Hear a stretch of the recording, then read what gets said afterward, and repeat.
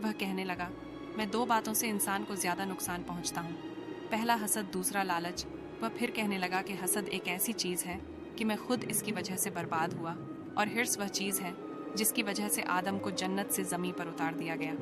इसलिए मैं इन्हीं 2 चीज़ों की वजह से इंसानों को सबसे ज़्यादा नुकसान पहुंचाता हूँ। ये दोनों ऐसी खतरनाक बीमारी है जो तमाम बीमारियों की बुनियाद बनती है।